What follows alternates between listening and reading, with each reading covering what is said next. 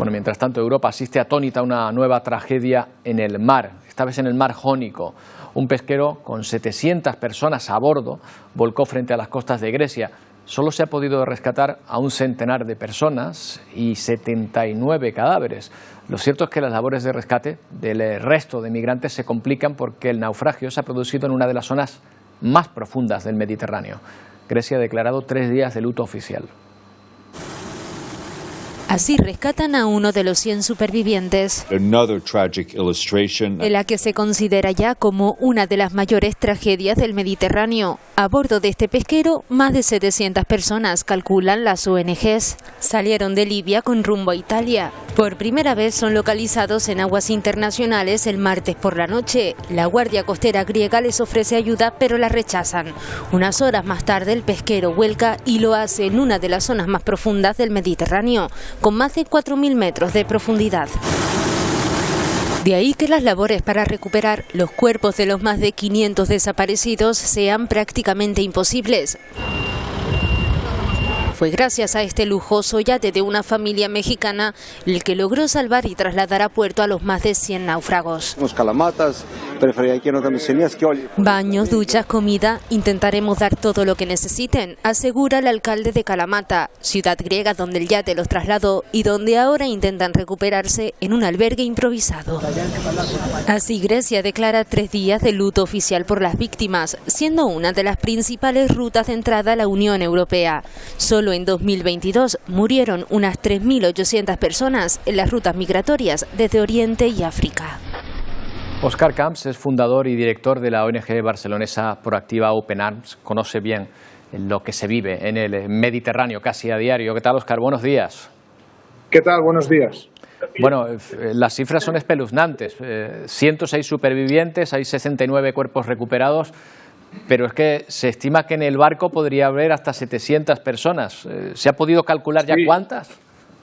Por las características del barco y por nuestra experiencia, calculamos que son muchos más de 400, quizás se acerque más a la cifra de 700, sí. Lo peor, lo más dramático es que las mujeres y los niños estaban protegidos por el mal tiempo y estaban debajo de la cubierta, estaban en el interior, en la bodega del pesquero, ¿no? Lamentablemente nadie ha podido salir de allí y los pocos supervivientes que hay pues son o los padres o los maridos o los hermanos de las mujeres y de los niños que están en el fondo del mar, ¿no? Lamentablemente. Bueno, teníamos la esperanza, se decía que solo había hombres, Óscar, a bordo, pero claro, me temo que lo que pasa es que solo se ha podido rescatar a hombres que estaban arriba, ¿no? Exactamente, los hombres más jóvenes estaban en la cubierta y en el techo, es donde acostumbran a ponerse porque sufren las inclemencias del mal tiempo, ¿no? Ya. Dudamos mucho de la versión oficial de la Guardia Costera. Nadie se niega a un rescate cuando estás en situación de emergencia. Nadie, todo el mundo se agarra como a un tablón y nunca mejor dicho a la deriva, porque en temporada con mala mar y en esas condiciones nadie se niega a un rescate, ¿no? Lamentablemente estamos delante de otra inacción deliberada. Llevaban ya muchas horas pidiendo socorro, desde el día anterior estaban pidiendo auxilio y no fueron socorridos, ¿no? Solamente un mercante se les acercó y activó otra vez a las autoridades y un segundo mercante les dio agua cuando ya estaban a la deriva, pero no fueron rescatados, ¿no? O sea, esa versión... no podemos llamar tragedia, ¿no? No podemos llamar tragedia cuando hay una inacción deliberada. Pero esa versión que dan, además lo han hecho desde Frontex, no lo da una organización cualquiera, pero dice Frontex que se acercó un barco a ellos, les prestó ayuda y ellos la rechazaron porque querían llegar a Italia. ¿Eso, en tu opinión, no es cierto? No, las condiciones meteorológicas no eran nada buenas, el barco quedó a la deriva y no fue rescatada ninguna de las personas, ¿no? 2 mercantes fueron activados y uno de ellos les ofreció agua, el otro demandó la presencia de las administraciones, de las autoridades y no se presentaron las autoridades, ¿no? Hay varias llamadas, varios intentos de llamada y donde se dio la posición. Incluso la ONG Alarfón activó a los barcos que estaban cerca y activó también a las administraciones, pero no hubo respuesta. Lamentablemente no hubo respuesta. Pero, Óscar, entonces... Y durante la noche el barco volcó. ¿Cuánto tiempo ¿Cuánto tiempo sabían que estaba ese barco ahí? ¿Desde cuántas horas antes sabían de la situación en la que estaba la embarcación? Frontex tiene conocimiento de todo lo que navega en el Mediterráneo, absolutamente todo.